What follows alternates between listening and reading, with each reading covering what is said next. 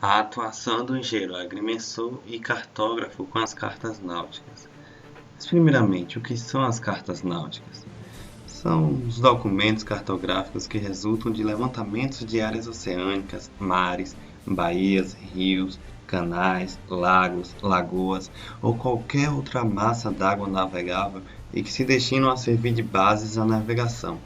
São geralmente construídas na projeção de Mercator e representam os acidentes terrestres e submarinos, fornecendo informações sobre profundidades, perigos à navegação, natureza do fundo, fundeadouros e áreas de fundeio, auxílios à navegação, tais como faróis, faroletes, boias, balizas, luzes de alinhamento, altitudes e pontos notáveis aos navegantes, linha de costa e descontorno das ilhas, elementos de marés, correntes e magnetismo e outras indicações necessárias à segurança da navegação.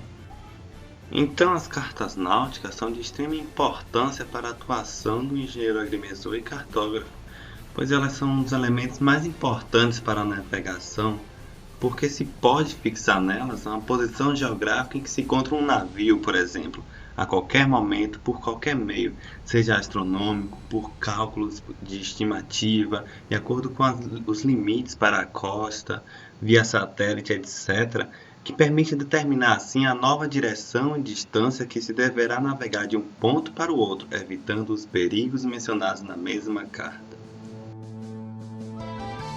Vamos falar agora dos primeiros cartógrafos e suas cartas náuticas primitivas.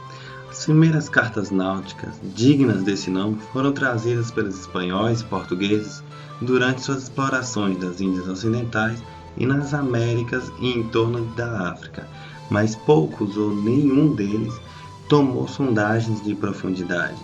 Os holandeses foram os primeiros que trouxeram autênticas cartas náuticas, indicando profundidades e perigos no mar, quando Lucas Jenson publicou seu guia em 1582 sob a forma de instruções para a navegação acompanhadas de certas cartas.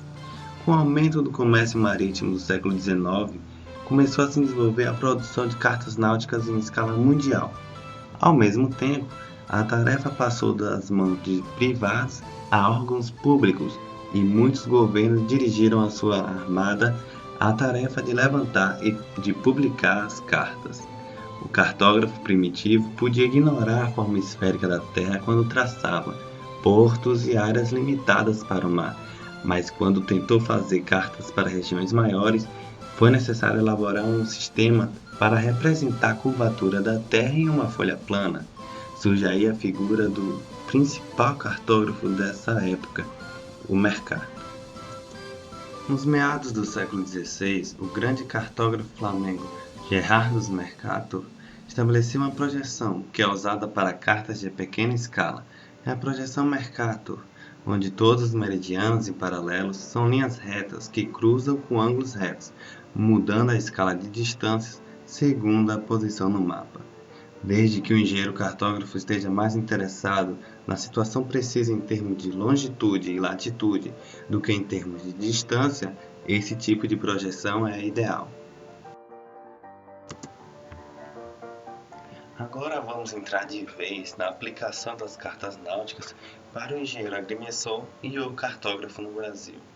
Lê-se no Decreto-Lei nº 243, de 28 de fevereiro de 1967, Decreto-Lei este que fixa as diretrizes e bases da cartografia brasileira, no seu artigo 2º, que as atividades cartográficas em todo o território nacional são levadas a efeito através do Sistema Único, o Sistema Cartográfico Nacional, sujeito à disciplina de planos e instrumentos de caráter normativo.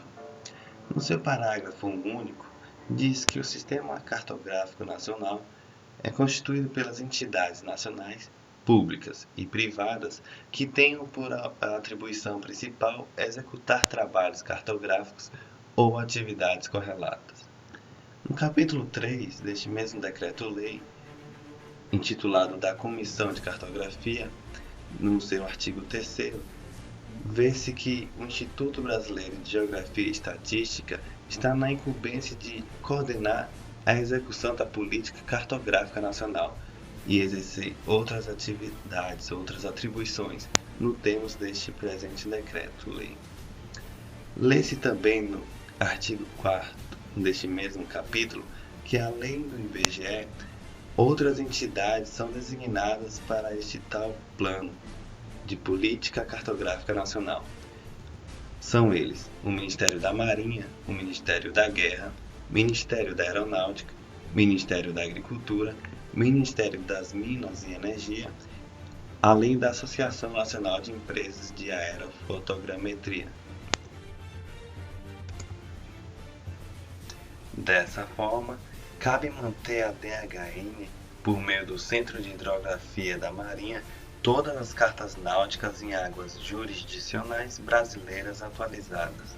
Além das cartas convencionais em papel, o CHM produz também cartas digitais, raster e vetoriais. Com o avanço das tecnologias da geoinformação, cartas em papel estão cada vez mais em desuso. Com o advento do SIG, análises espaciais são cada vez mais rápidas e precisas, mas para que isto ocorra, os dados têm que estar em um formato compatível com os padrões deste. O Centro de Hidrografia da Marinha é o órgão responsável pelo planejamento e pela validação dos dados resultantes dos levantamentos hidrográficos destinados à construção das cartas náuticas, sob a responsabilidade da Diretoria da Hidrografia e Navegação, DHN, e aqueles de interesse da Marinha.